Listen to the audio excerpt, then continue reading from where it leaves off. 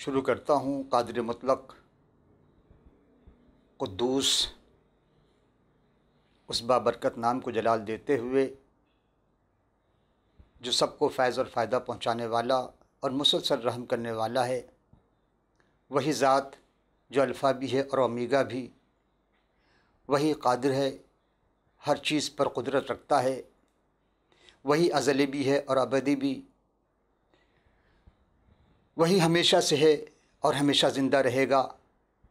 اور وہ کہتا ہے اپنے کلام میں کہ اے دنیا کے پسماندہ بوجھ سے دبے ہوئے لوگوں، میرے پاس آؤ، میں تمہیں آرام دوں گا۔ عزیزان محترم، بزرگان من، نوجوان ملت، میں شیخ محمد صدیق آپ تمام کو خداوند میں سلام۔ یہ پروگرام حقیقی عرفان کے عنوان سے آپ کی خدمت میں پیش کرنے کی کوشش کر رہا ہوں، ایک طالب علم ہونے کی حیثیت سے کہ اب تک جو بھی خداوند کے کلام سے سیکھا ہے، اور اس نے کہا کہ ہم نے تمہیں مفت دیا ہے اور تمہیں بھی مفت پہنچانا ہے۔ خدا کا کلام زندہ ہے اس لیے کہ ہمارا خدا زندہ ہے، اور ہم جس ہستی کے بارے میں آپ کی خدمت میں پیش کرنے جا رہے ہیں وہ کسی تعارف کا محتاج نہیں، نہ وہ اسلام میں، نہ مسیحت میں، نہ انجیل میں، نہ قرآن میں، بلکہ دونوں اس ذات کو اعلیٰ و ارفع سمجھتے ہیں۔ اور وہ ذات جو خدا کی ایک عظیم نشانیوں میں سے ایک نشانی ہے، وہ کلمۃ اللہ ہے، اور وہ خاص الخاص کا وہ ایسا اس زمین پر آیا کہ وہ روح اللہ بن کر آیا، بلکہ وہ منجی بن کر آیا، اور تمام لوگوں کے لیے اس نے اپنی قربانی پیش کی۔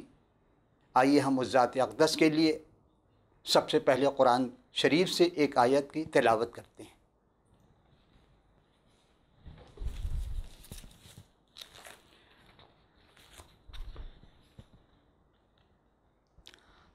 هل ينظرون الا ان ياتهم الله في ظلل من الغمام والملائکۃ وقضی الامر والى اللہ ترجع الامور۔ یہ سورہ بقرہ کی آیت نمبر 210 ہے، اور عجب شان ہے کہ حل ینظرون، حل اس چیز کو کہتے ہیں جو نہیں جانتے ہیں، سوال کے معنی میں آتا ہے۔ ینظرون نظر آنے والی، کیا یہ لوگ اس چیز کے منتظر ہیں؟ الا یاتہم اللہ، جو اللہ کی طرف سے ہے، خدا کی طرف سے ہے، فی ظلال من الغمام، جو بادلوں میں چھپا ہوا ہو، جو فرشتوں کے ساتھ آئے، والملائکۃ قضی الامور، اور اس امر کو، اس کام کو دیکھنے کے لیے، الی اللہ ترجع الامور، جو خدا کے حوالے سے ہے۔ عزیزان من، جب بھی ہم قرآن میں یا انجیل میں غور کرتے ہیں تو عجب انداز ہے سمجھانے کا قرآن کا یا انجیل کا ہے کہ لوگ اپنے آپ کو ابلیس کے حملوں سے بچتے ہوئے، ہر برائی سے اپنے آپ کو بچاتے ہوئے اپنے نجات کا ایک ذریعہ تلاش کریں۔ تو کون ہے جو ہمیں آپ کو نجات عطا کرے، منجی ہو کر آئے؟ اور نجات عطا کرنے والا خدا نے جسے منتخب کیا ہے وہ ابراہیم کے اولاد میں سے ہے۔ ابراہیم وہ ہستی جو خدا کا سب سے برگزیدہ بندہ، وہ ہستی جو خدا نے اس کو ایک خاص کام کے لیے چنا، اور اس نے اسے 2 اولاد عطا کی، ایک اسماعیل جو ہاجرہ کے بطن سے، اور ایک اسحاق یا اسحاق بھی کہتے ہیں انہیں، وہ جناب سارہ کے بدن سے ہوئے۔ اسماعیل کے خاندان میں درمیان میں کوئی نبی نہیں، آخر میں جو رسول بن کر آئے اس کا نام ہے محمد ابن عبداللہ۔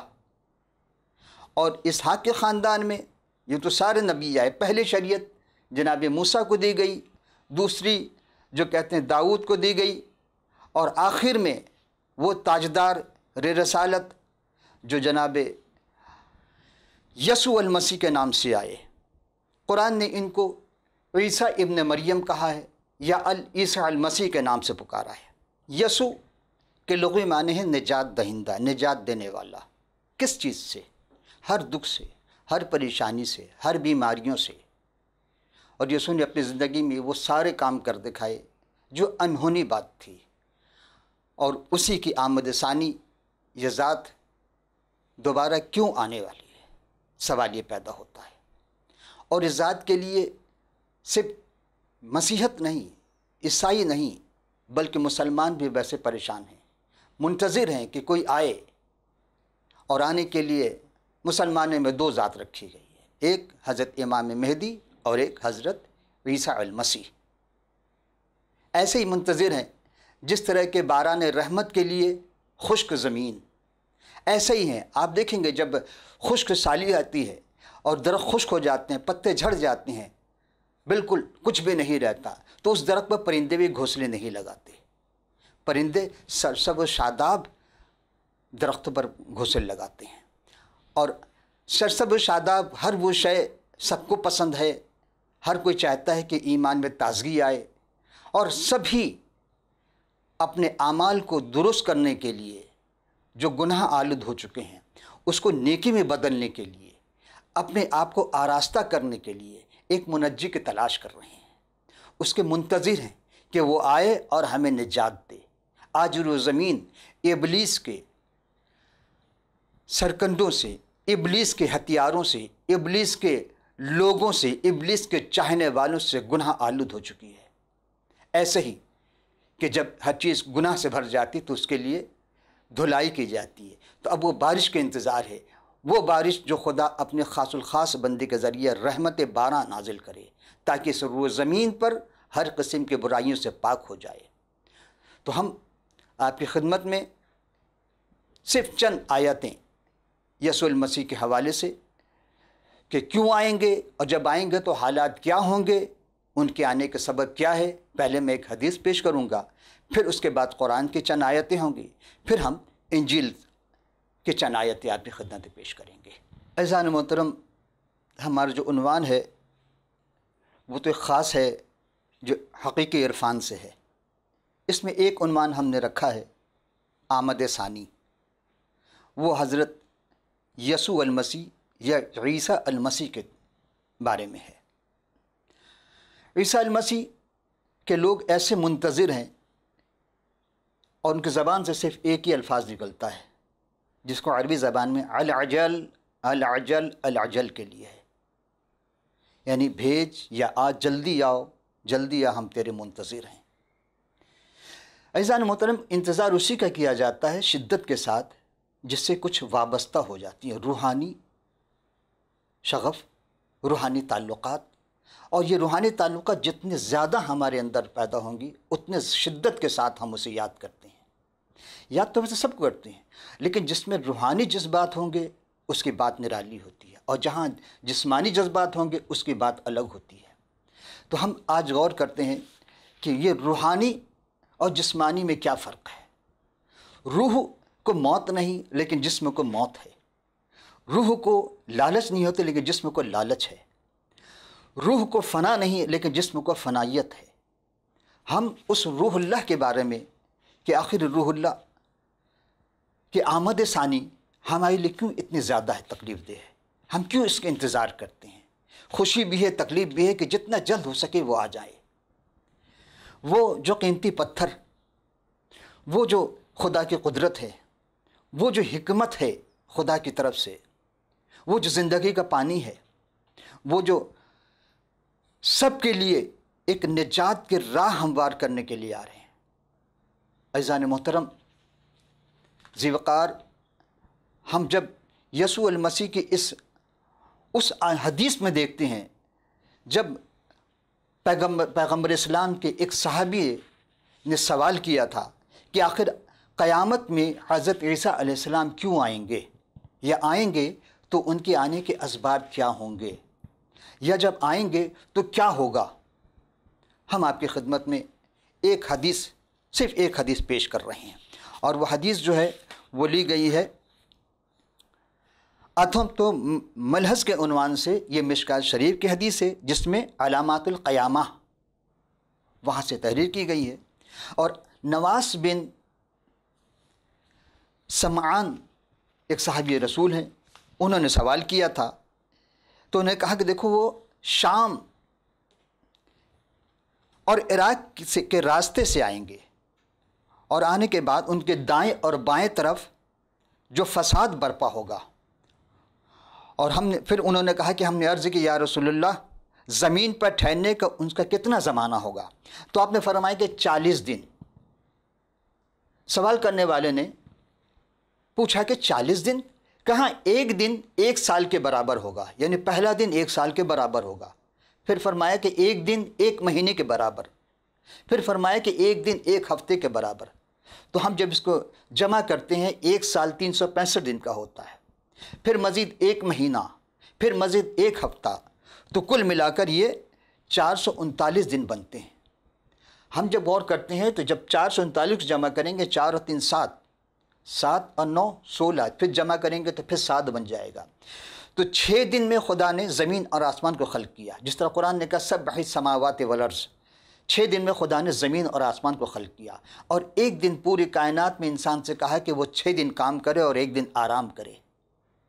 تو اسی طرح وہ جب آئیں گے تو یہ 40 دن ہوگا، لیکن ایک دن 1 سال کے برابر، ایک دن 1 مہینے کے برابر، ایک دن 1 ہفتے کے برابر، 7 دن کے برابر ہوگا. پھر پوچھا کہ ان کی کیفیت کیا ہوگی، اس کے چلنے کی کون آئے گا ان کی مدد کے لیے؟ تو انہیں کہا کہ یہ جو فساد برپا ہوگا کون کرے گا؟ تو آپ نے کہا کہ وہ دجال ہوگا.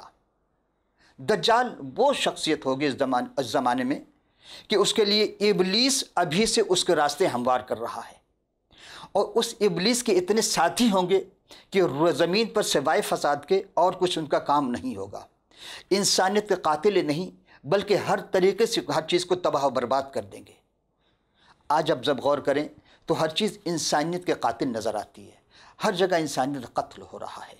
عزیزان محترم، پھر انہیں پوچھا کہ یہ دجال کیسے چلے گا؟ تو انہوں نے کہا کہ جیسے وہ چلے گا تو اس کے پیچھے ایک میہ، ایک ہوا چلے گی، اور وہ ایک قوم کے پاس آئے گا، ان کو جب بلائے گا وہ اس پر ایمان لائیں گے. نعوذ باللہ، یعنی خدا کو چھوڑ کر لوگ دجال پر ایمان لائیں گے.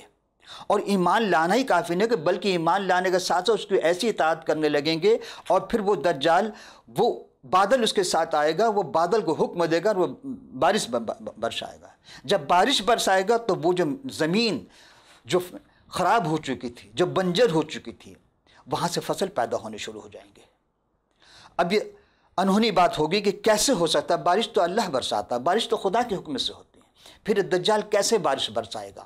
تو اس نے کہا کہ دیکھیں، پھر اس کے مویشی، وہ جو لوگ ہوں گے آباد جو اس پر ایمان لیں گے، ان کے مویشی بالکل مردہ حالت میں ہوں گے، یعنی کہ قحط سالی کی وجہ سے وہ بالکل کمزور ہوں گے.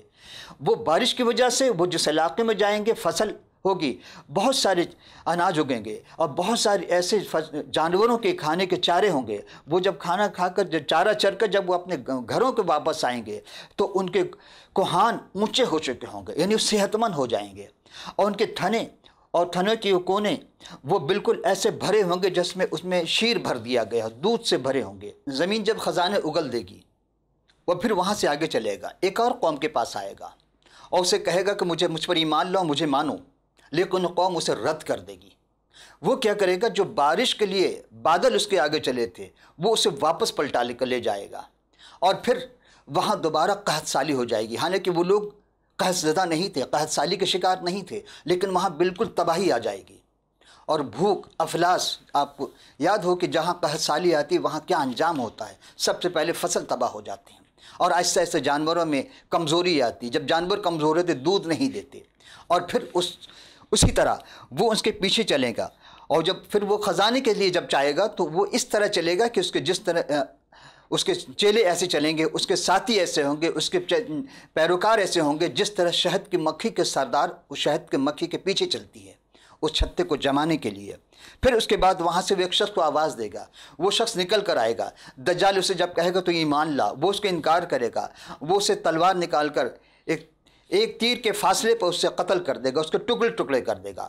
پھر وہ اس کو اپنی حکمت سے وہ اس کو دوبارہ زندہ کرے گا اور کہے گا اب بھی مجھ پر ایمان لا. لیکن وہ شخص کا چہرہ چمکتا ہوا نظر آئے گا، وہ ہنسے گا، اور دجال اسی حال میں ہوگا. اور خداوند متعال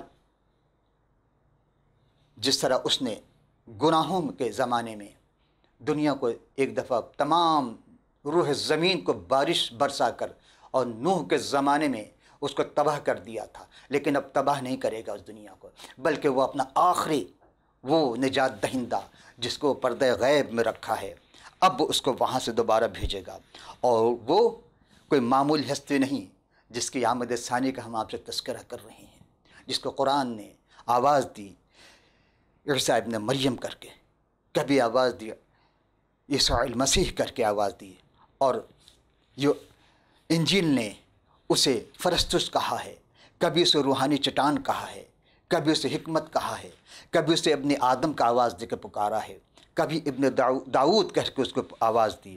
وہی عیسیٰ المسیح یعنی یسوع المسیح اس دنیا میں بھیجے جائیں گے، اور وہ مشرق کی جانب سے مینار بیضا یعنی سفید مینارے کی جانب، سفید مینارے پہ اتریں گے۔ وہاں وہ قدم زرد رنگ کے لباس پہنے ہوئے ہوں گے، ان کے کپڑے جب زرد ہوں گے تو دیکھیں گے لوگ کہ وہ جس کے منتظر تھے، انتظار کر رہے تھے، وہ دو فرشتوں کے کاندھوں پر ہاتھ رکھ کر کے زمین پر اتریں گے، وہ اس سفید مینارے پر اتریں گے، اور وہاں اترنے کے بعد جب ان کے لوگ غور کریں گے تو ان کے سر جیسے وہ نیچے جھکائیں گے ان کے پیشانی پر پسینے آئیں گے، اور وہ سر جب اٹھائیں گے اوپر کی جانب تو وہ پسینے موتی نہیں بلکہ چاندی اور موتی کی طرح ٹپکنے شروع ہو جائیں گے۔ اس موتی کے دانے جب ٹپکیں گے تو جس کا تذکرہ تسنیہ میں بھی کیا گیا ہے کہ ہوا ملے یہی ہوگا کہ وہ چاندی کی طرف ٹپکیں گے، اور اس کرفس کے لیے ہوا میں جس کی وجہ سے ہوا میں وہ ضرور مر جائیں گے، اور ان کا دم وہاں تک پہنچے گا کہ جہاں تک ان کی نظر جائے گی، جہاں تک ان کی نظر جائے گی وہاں تک وہ پھونک جائے گی، ان کا دم جائے گا۔ دم سانس کو کہتے ہیں، آواز کو بھی، اور وہ پھونک جب پھونکیں گے تو وہاں تک اس کو چل جائے گی۔ پھر حضرت عیسیٰ المسیح دجال کو ڈھونڈیں گے، اور وہ مقام لدہ پر ہوگا، اس کے دروازے پر پا کر اسے فنار کر دیں گے، مار ڈالیں گے، اسے قتل کر دیں گے۔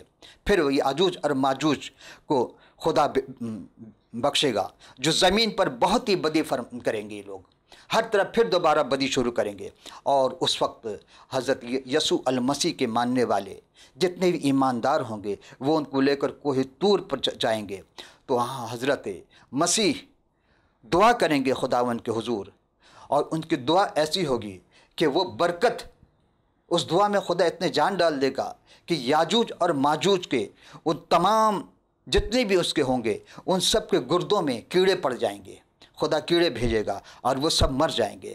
پھر حضرت یسوع المسیح دوبارہ کوہ طور سے جلوہ افروز ہوتے ہوئے نیچے اتریں گے، اور ایک بالش بھر کوئی ایسی جگہ نہیں ہوگی جہاں ان کے چربی اور وہ بدبودار وہ جو یاجوج اور ماجوج کے جتنے ہوں گے وہ پوری زمین پر پھیلے ہوں گے۔ پھر یسوع المسیح خدا سے التجا کریں گے تو خدا ایسے جانوروں کو بھیجے گا جن کی گردنیں بختی یعنی اونٹ کی طرح لمبی ہوں گی، وہ اٹھا کر جہاں چاہیں گے اس کو پھینک دیں گے، لیکن پھینکنا بھی خدا ہی کے قدرت سے ہوگا۔ وہ جانور اس کو جب پھینک دیں گے تو پھر خدا کیا کرے گا؟ مہ برسائے گا، اور ایسے مہ بھیجے گا زمین پر کہ اس پورے زمین کو آئینے کے معنی دھو کر شفاف کر دی جائے گی، اور پھر زمین کو ارشاد ہوگا کہ اپنے پھل نکال اور مبارک ہو۔ عزیزان محترم، شاید آپ پریشان ہو گئے کہ میں نے یہ گفتگو کہاں سے کی ہے، یہ کہاں سے لی ہے، تو ہم نے آغاز میں آپ سے کہا تھا کہ انتہی المحلحظ مصکات شریف کی یہ کتاب ہے، اور یہ باب علامات قیامہ سے لیا گیا ہے۔ یہ حدیث تھی جو ہم نے پیش کی، اور یہ حدیث کے جو راوی ہیں وہ بھی ہم نے بتایا سمنان رضی اللہ تعالیٰ عنہ ہیں۔ اب آئیے ہم آپ کی خدمت میں قرآن کے وہ آیات جو یسوع المسیح کے حوالے سے ہوں گے کہ کیا اس وقت رونما ہوں گے، اس کے بعد پھر ہم انجیل کی طرف آئیں گے۔ عزیزان محترم، آپ نے حدیث سنی، یہ متفق علیہ ہے مسیحت میں بھی اور اسلام میں بھی، کہ جو ہستی آنے والی ہے وہ زور آور ہے، جو ہستی آنے والی ہے وہ خدا کا برگزیدہ ہے، چنا ہوا ہے، مصطفیٰ ہے، اور وہ ایسی ہستی جس کے سب منتظر ہیں، سب متلاشی ہیں، اس لیے سکون چاہیے، اطمینان چاہیے، اور صرف سکون نہیں بلکہ ذہنی سکون اور قلبی سکون چاہیے، قلبی اطمینان چاہیے۔ آج ہم جس جدید دور سے گزر رہے ہیں، افراتفری ہے، ہر جگہ قتل و غارت گری ہے، ہر شخص پریشان ہے کہ کب کس وقت کس کے ساتھ کیا ہو جائے، لیکن پھر بھی ایک امید کی کرن ان کے ہاتھ ہے۔ وہ ہر کوئی چاہتا ہے کہ ہاں وہ ہستی جس کا تذکرہ قرآن میں بھی ہے، جس کا تذکرہ انجیل میں بھی ہے اور جو احادیث میں بھی ہے، وہ حضرت عیسیٰ المسیح ہیں، یا انجیل کے حوالے سے یسوع المسیح ہے، وہی ہستی جس کے لیے ابھی ہم نے حدیث پیش کی۔ اب آئیے ہم دیکھتے ہیں کہ قرآن کے وہ الفاظ یا قرآن کے وہ آیات جو لفظ بلفظ انجیل میں بھی موجود ہیں۔ تو سب سے پہلے ہم آپ کی خدمت میں سورہ تیسواں پارہ سورہ انفطار، یہ 82واں سورہ ہے قرآن شریف کا، اور آیت نمبر ہے 1 اور 3۔ اذا السماء فطرت واذا الكواكب انصرت واذا البحار فجرت۔ ذرا غور کریں، جہاں بھی قرآن میں لفظ اذا آیا ہے اس کے معنی ہیں جب یا جب بھی۔ اب یہ لفظ اذا ماضی کے لیے بھی ہو سکتا ہے، حال کے لیے بھی ہو سکتا ہے، مستقبل کے، لیکن جب بھی اذا آئے گا تو مستقبل ہے یا ماضی ہے، ماضی کی بات نہیں ہو رہی، چونکہ آنے والی شخصیت جس کی آمد ثانی ہے وہ ماضی نہیں ہے بلکہ مستقبل کی بات ہو رہی ہے۔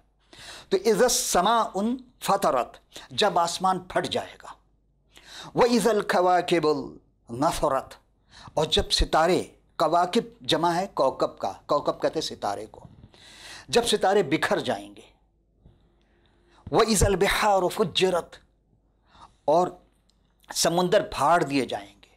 کیا مطلب؟ سمندر کو کیسے پھاڑ سکتا ہے؟ سمندر کو تو موسیٰ نے حکم ہوا تھا، عصا مارا، موسیٰ نے سمندر کو پھاڑ دیا، لیکن اب سمندر کیسے پھٹے گا؟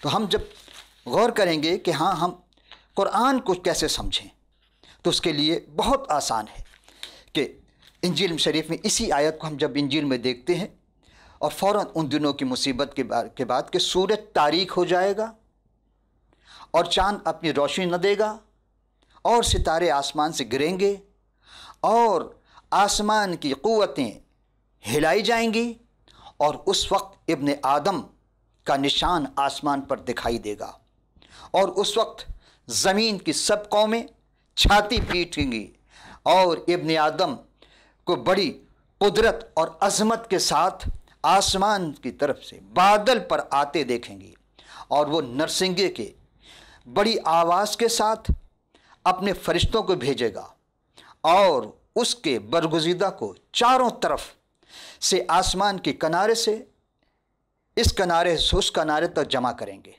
عزیزان من، یہ جو ہم نے انجیل سے پیش کی، یہ متی کی انجیل 24ویں باب کی 29 سے 31ویں آیت تھی، کہ ملتے جلتے ہیں۔ قرآن نے کہا کہ سورج پھٹ جائے گا، جبکہ سورج پھٹ جائے گا اور ستارے جھڑیں گے اور زمین دریا کو بہا دیا جائے گا۔ تو یہاں بھی ہے کہ سورج تاریک ہو جائے گا اور ستارے کہ چاند کی روشنی مان پڑ جائے گی۔ لیکن ہم جب اگلی آیت پڑھیں گے آپ کی خدمت میں، قرآن شریف کی آیت، یہ بھی 30ویں پارے کی سورہ تکویر آیت نمبر 81 ہے، یہ مکی سورہ ہے، اس میں عجب انداز ہے۔ پھر وہی بات، اذا الشمس کورت، کہ جب سورج لپیٹ دیا جائے گا، اور جب وَإِذَا النَّجُومُ انْقَدَرَتْ، اور جب ستارے یعنی نجوم جمع ہے نجم کی، ستارے بکھر جائیں گے یا ستاروں کی روشنی مان پڑ جائے گی۔ دیکھیں، ہم نے متی کی انجیل کے 24ویں باب کی 29 سے 30 آیت پڑھی، اور یہ قرآن کی آیت، دونوں میں مماثلت ہے، دونوں ایک جیسی ہے۔ وہاں بھی کہا جا رہا سورج تاریک ہو جائے گا، یہاں کا سورج لپیٹ دیا جائے گا۔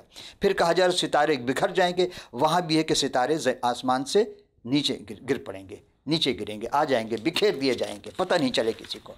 پھر اس کے بعد آواز دی، سورہ بقرہ آیت نمبر 120، جس کے ہم نے آغاز میں تلاوت کی تھی آپ کے لیے، کہ هل ينظرون الى ان یاتی اللہ فی الظل من الغمام والملائکۃ وقضی الامر وإلی اللہ ترجع الامور۔ اس میں یہی کہ کیا یہ لوگ اس کے منتظر ہیں جو خدا بادلوں میں فرشتوں کے ساتھ آئے اور امور کا فیصلہ ہو جائے گا، اور ہم یہ سب کے سب خدا کے حوالے ہوں گے۔ اب خدا کیا واقعی بادلوں میں آئے گا؟ عجیب بات، خدا بادلوں میں کیسے آ سکتا ہے؟ وہ تو ہر جگہ موجود ہے، پھر یہ بادلوں میں وہ خدا کیسے آئے گا؟ یہ تمثیل پیش کی گئی ہے، یہ فلسفہ ہے، منطق ہے، یہ وہ آمد ثانی کے بارے میں اشارہ ہے۔ پھر قرآن نے آواز دی، سورہ فجر 30واں پارہ ہے، الفجر مکیہ ہے، اور اس کے 79 نمبر سورہ ہے، آیت نمبر ہے 22۔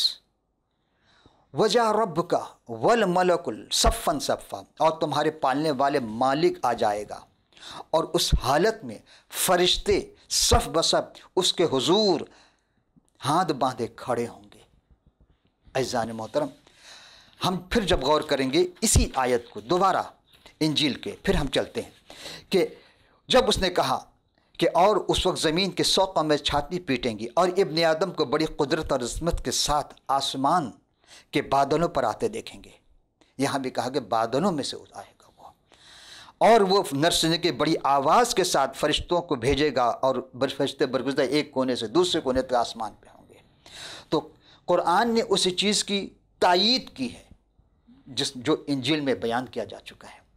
اب آئیں ہم ایک قدم اور آگے چلتے ہیں۔ عزیزان محترم، دل تو چاہتا ہے کہ بہت کچھ کہا جائے اور آپ سننے کے لیے بےتاب بھی ہوں گے، لیکن کیا کریں، دامن وقت میں اب گنجائش نہیں رہی۔ یہ پروگرام ہمارا آمد ثانی یسوع المسیح کے حوالے سے حقیقی عرفان کے مناسبت سے ہم آپ کی خدمت میں پھر پیش کریں گے۔ تو آئندہ ملاقات کے لیے، اس وقت تک کے لیے اجازت، خدا حافظ۔